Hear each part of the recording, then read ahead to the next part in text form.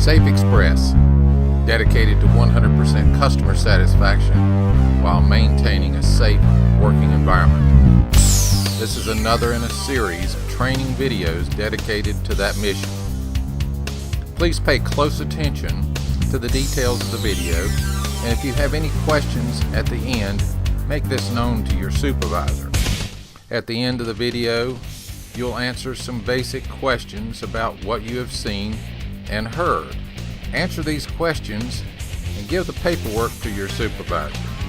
This will help us in order to evaluate our information and continue in our quest to improve our work skills and work environment. This video will cover the delivery of freight to the NAPA locations. Okay, once you get to a NAPA store or location, what you're going to do is you're going to unload the truck, and you're going to unload 10 to 15 pieces at a time.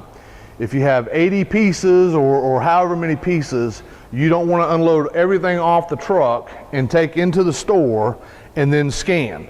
What you want to do is you want to take 10 to 15 pieces at a time off the truck and deliver into the store location itself. Once you get inside the store, there's going to be a barcode inside the store. And what the driver's going to want to do is scan that barcode, and then they're going to scan each individual label on the freight. What that'll do is that will show that that piece is inside the store. Now, what the driver does not want to do is to take all the pieces off the truck and bring them inside, and once they're inside, then scan each one of those pieces. The reason why the driver does not want to do that is that there's 84 pieces here, and the driver starts trying to scan each individual piece in, it's easy to miss one piece. Versus if you do it 10 to 15 pieces at a time, it's manageable and easy for them to recall that they got all those pieces scanned as they bring them in. That's one. Number two is the driver, when they're inside the truck, it is against company policy to scan any freight inside the truck, because what will happen is the driver will scan all the pieces while they're on the back of the truck, and then they will bring their pieces inside the store. The next morning, the customer calls up and says, we're missing a piece. They call the NAPA distribution center. Once they call the NAPA distribution center, NAPA is going to pull it up on the computer. They're going to say, no, it was scanned to your store. And the cause of that is that the driver will scan the barcode inside the store, then they will go on the truck, scan everything on the truck, and come back out, deliver everything, but they left one piece on the truck. So it's going to show at the store, but in reality, it didn't ever go in. That's why it's vital that once the driver gets to the location, they cannot bring everything in. They bring 10 to 15 pieces in at a time, and they scan those 10 to 15 pieces inside the store once they get inside, and never on the truck. That way it's easy to manage those 10 to 15 pieces being scanned. It ensures accuracy of the scan, and it prevents them from scanning something that they accidentally left on the truck. Now, once the freight is inside the store, it is important that the driver ensure that they have all that they're supposed to have, which the scanner is going to tell them how many pieces they're supposed to have, and they can go through it. One way they can make sure and make it easier for once they start scanning the 10 to 15 pieces they bring it in, all labels on all freight, whether it be a tote or whether it be a box, all labels need to be facing the same direction. That way the driver can look through and see each one of those labels easily. The next thing is all totes should be stacked on top of each other. So as the example you see with the totes that are sitting here now, you've got the red, you've got the yellow, you've got the gray. Each one of those could mean a separate thing. So if at all possible, keep the yellow, the red, and the gray separate from one another, but stack the totes on top of each other. Do not ever stack the totes on top of a box or stack a box on the totes. The totes need to be stacked separately from the boxes. Then as you see these boxes, again, each one showing the labels facing outward at each location or each box.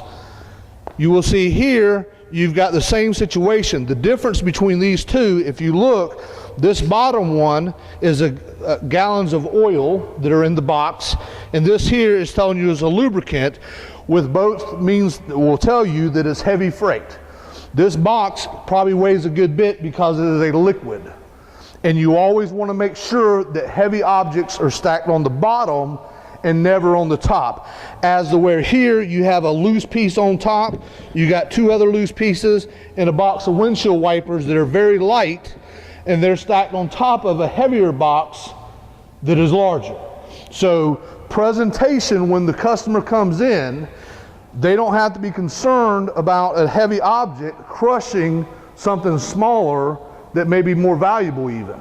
So you stack the heavy objects on the bottom, light objects on the top, and when possible, larger items on the bottom, smaller ones on the top. Just because it's larger doesn't mean it's lighter, and just because it's smaller doesn't mean it is lighter. So you have to watch it and just lift it and stack it accordingly. So when the customer comes in the morning, this is the way they should see their freight. They see their totes are stacked separately. They see that their totes are stacked on top of each other. They see that their totes have the labels facing outward. They see that they got heavy boxes on the bottom and lighter boxes on top. This is separated out to show the difference between lubricants and oil being heavy, but in real case scenario, what you'd want to do is slide this over, have this as stacked as one. The whole purpose of that is presentation. It makes it look nice and neat for the customer when they come in. At no point in time should freight be scattered in any order. So a bad sort or bad staging for a customer is if the driver were to come in and take this box and put it here, and they stack this one here, and they're looking at the stuff they got, and they throw this here, they put this here, and they slide this over here, and the customer comes in and sees this. This is not proper presentation. All freight should be stacked tightly, neatly, and stacked up in a nice, neat, orderly fashion. Again, with the labels facing out.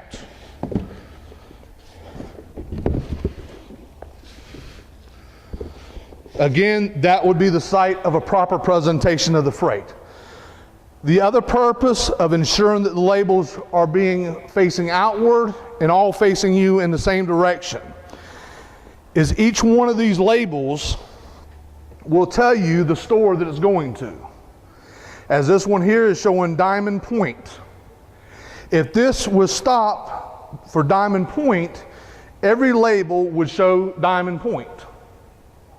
So when the driver has it properly staged, once it's staged, they will go back through their freight, even though they've already scanned it and verified their scans. They will go back through their freight and check the labels to ensure that they're all the same and correct. These are different on this for presentation purpose only, to show how the labels should go. They are different labels, but in the real world situation, each store, once the driver gets there, all those labels would be identical.